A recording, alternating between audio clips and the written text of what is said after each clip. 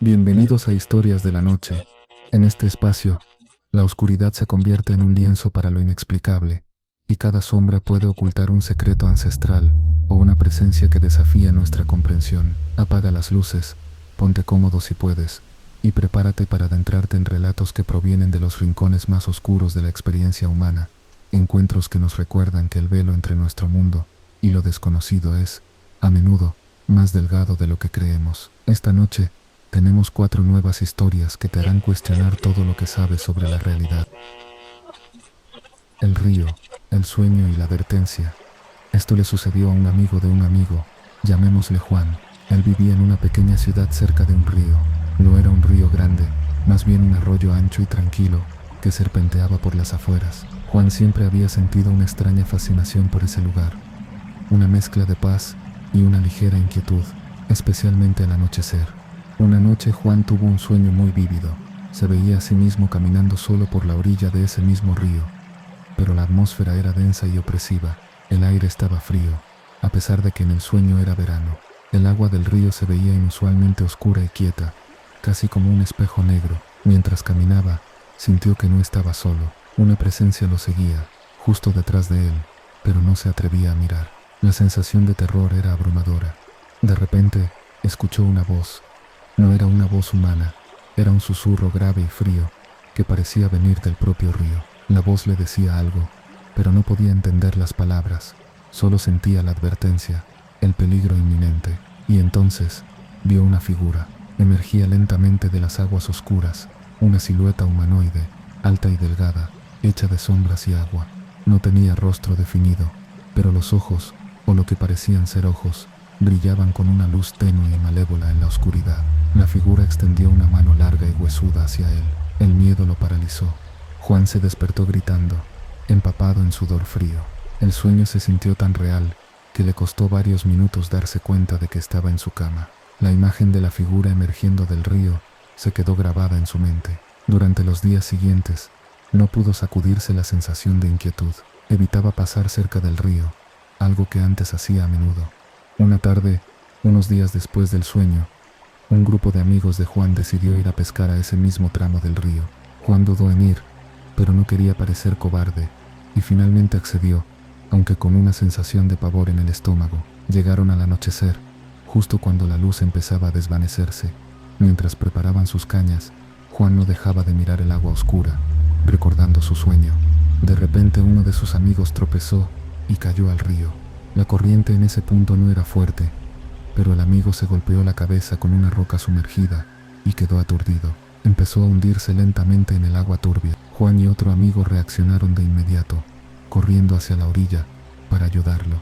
Pero justo cuando Juan estaba a punto de lanzarse al agua, escuchó de nuevo el susurro. Era el mismo sonido del sueño, frío y advirtiendo. Y por un instante, en el rabillo del ojo, Juan creyó ver una sombra moviéndose bajo la superficie oscura del río, justo donde su amigo se estaba hundiendo. Era la misma silueta del sueño, pareciendo arrastrar a su amigo hacia abajo. Un escalofrío recorrió a Juan. Recordó la advertencia del sueño, el peligro asociado a esa agua. En ese momento, su otro amigo logró agarrar la mano del que se ahogaba, y con gran esfuerzo, empezaron a arrastrarlo hacia la orilla. Juan, paralizado por el miedo y la visión momentánea, se quedó inmóvil por un segundo más, mirando el punto donde había visto la sombra. No había nada, solo el agua oscura. Ayudaron a sacar a su amigo, que estaba pálido y tosiendo agua, pero afortunadamente consciente. Mientras lo atendían, Juan no dijo nada sobre lo que había visto o escuchado, pero supo, con una certeza escalofriante, que el sueño no había sido solo una pesadilla. Fue una advertencia de algo que vive en las profundidades oscuras de ese río, esperando su momento. Desde ese día, Juan nunca más se acercó a la orilla de ese río después del anochecer. Sabe que hay cosas que es mejor dejar tranquilas en la oscuridad.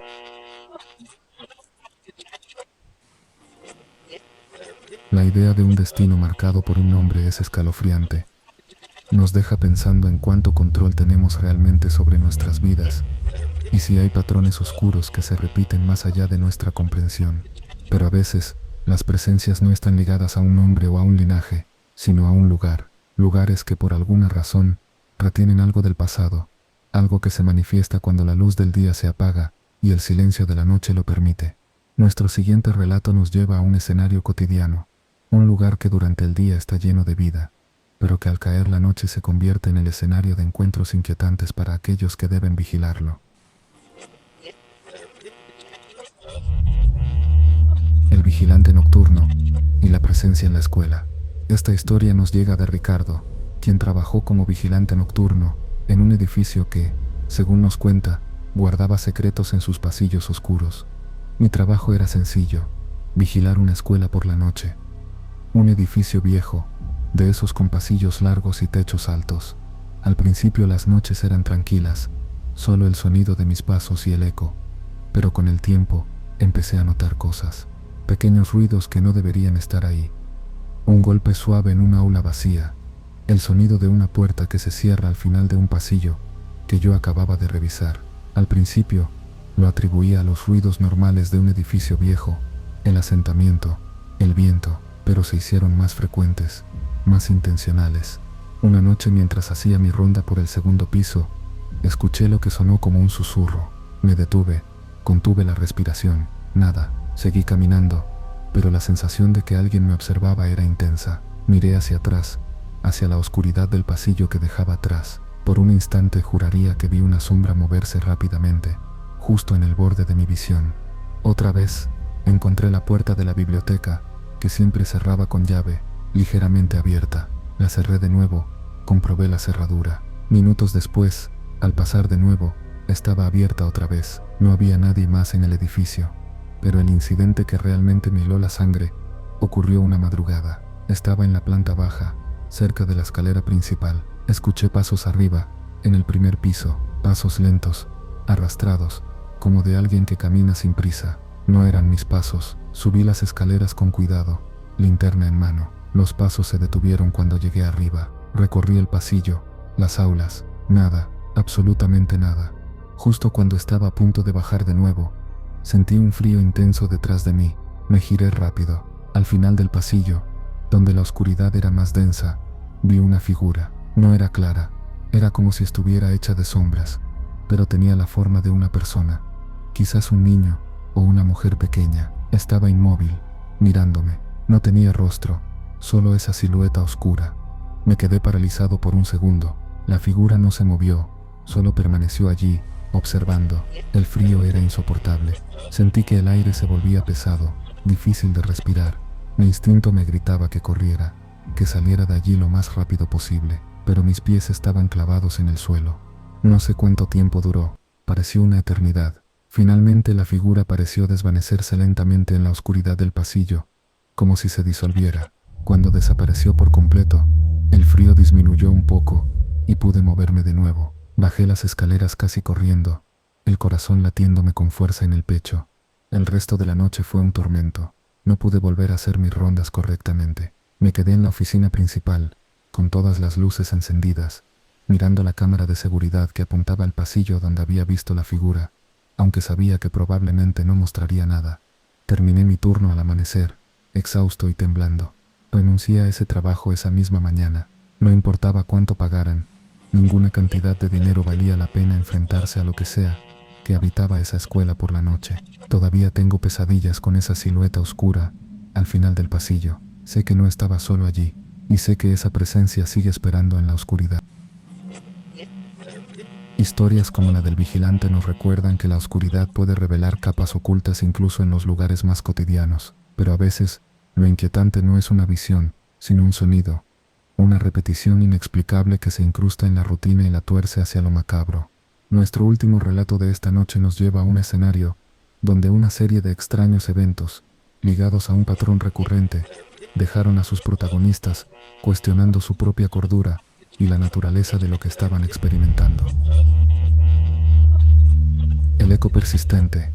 Esto le sucedió a una pareja joven, Ana y Carlos, poco después de mudarse a una casa antigua en las afueras de la ciudad. La casa era encantadora, con un jardín grande y una sensación de historia, pero desde el principio algo se sintió un poco apagado. No era una sensación de miedo, al menos no al principio, sino una quietud inusual, como si el aire mismo estuviera conteniendo la respiración.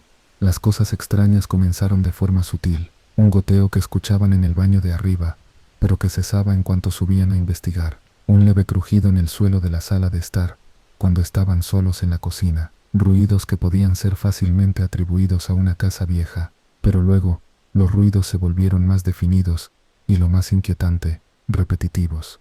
Empezaron a escuchar un sonido particular por las noches. Era como un golpe suave, rítmico, que venía del pasillo del segundo piso, justo fuera de su dormitorio.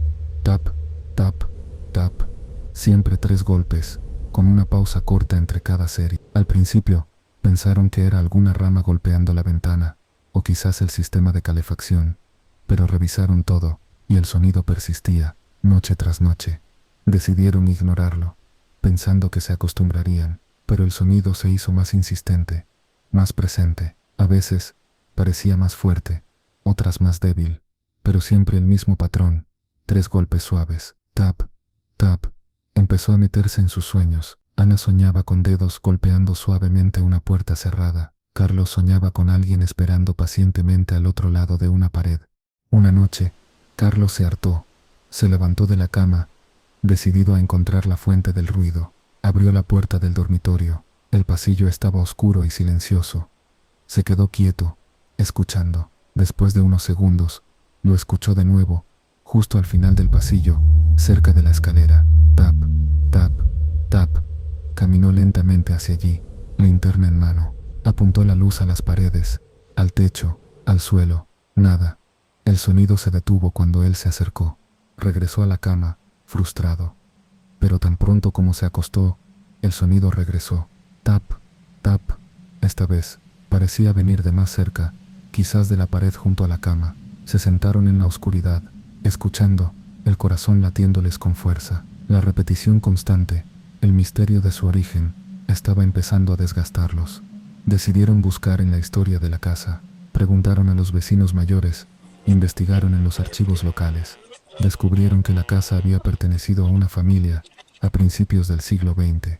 Hubo un incidente trágico. Uno de los niños pequeños de la familia, un niño llamado Samuel, había muerto en la casa en circunstancias poco claras, posiblemente una enfermedad repentina o un accidente doméstico. La historia local decía que el niño solía jugar, golpeando suavemente la puerta de la habitación de sus padres, antes de irse a dormir, un pequeño ritual nocturno.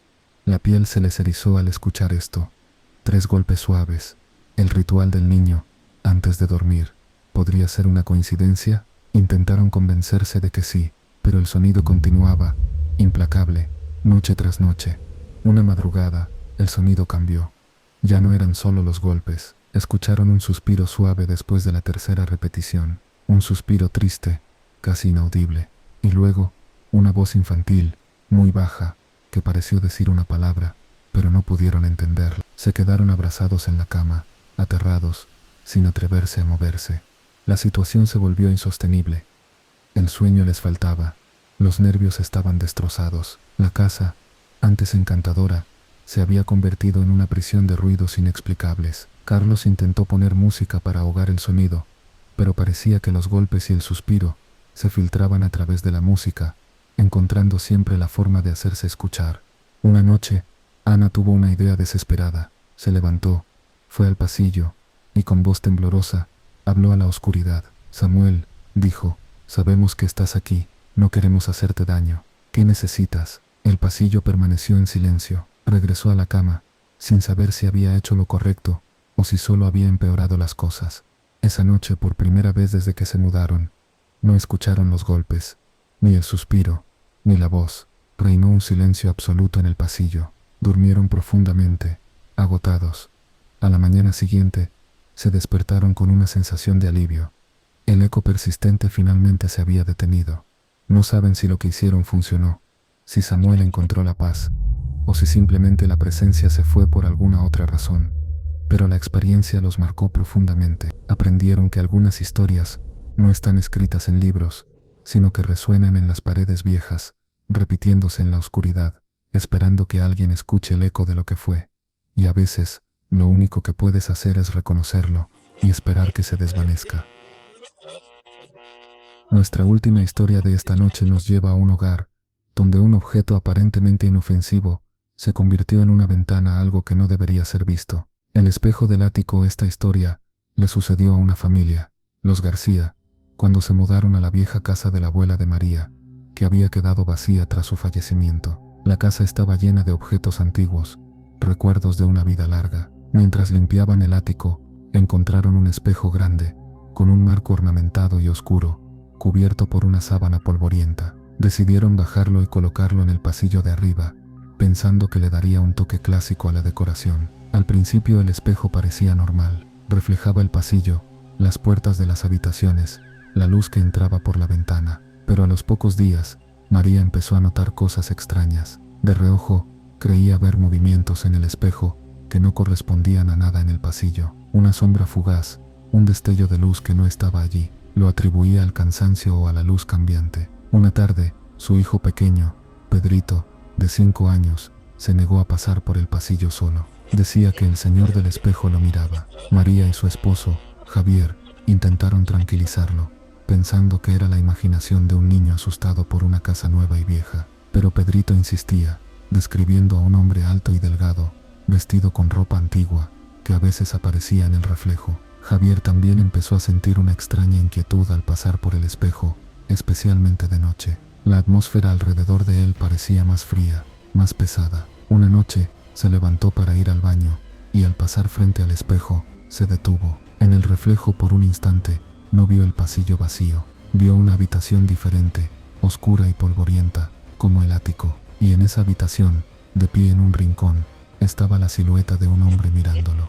Javier parpadeó, y la visión desapareció, dejando solo el reflejo normal del pasillo. Pero el terror que sintió fue real. María tuvo su propia experiencia aterradora. Una noche, mientras se cepillaba el pelo frente al espejo, levantó la vista hacia su propio reflejo, pero en lugar de ver su rostro, vio por un segundo el rostro de una mujer pálida y demacrada, con los ojos hundidos, mirándola fijamente desde el espejo. Dio un grito ahogado y retrocedió. Cuando volvió a mirar, solo estaba su reflejo normal, pero la imagen de ese rostro la dejó temblando. Intentaron mover el espejo, sacarlo del pasillo, pero parecía increíblemente pesado, mucho más de lo que su tamaño sugería. Entre los dos, apenas pudieron arrastrarlo unos pocos centímetros. Decidieron dejarlo donde estaba, sintiendo una impotencia creciente. Las noches se volvieron difíciles. La presencia en el espejo parecía volverse más audaz. A veces, escuchaban susurros provenientes del pasillo, o veían sombras moverse en el reflejo incluso cuando las luces estaban encendidas. Pedrito se despertaba llorando,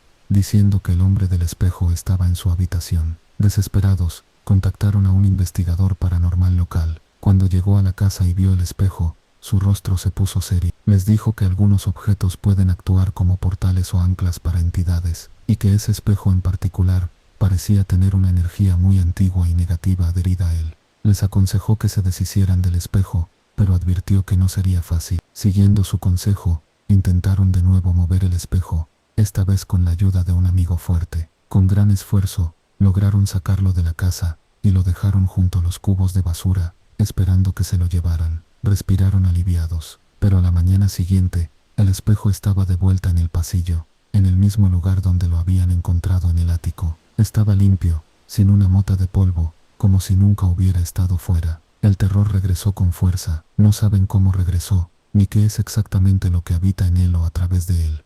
Pero el espejo sigue ahí, en el pasillo de arriba, un recordatorio constante de que no están solos en la casa. Han aprendido a evitar mirarlo directamente, a pasar rápido por el pasillo. La casa ya no se siente como un hogar, sino como un lugar compartido con una presencia silenciosa y observadora atrapada detrás del cristal. Y saben, con una certeza helada, que nunca podrán deshacerse de él.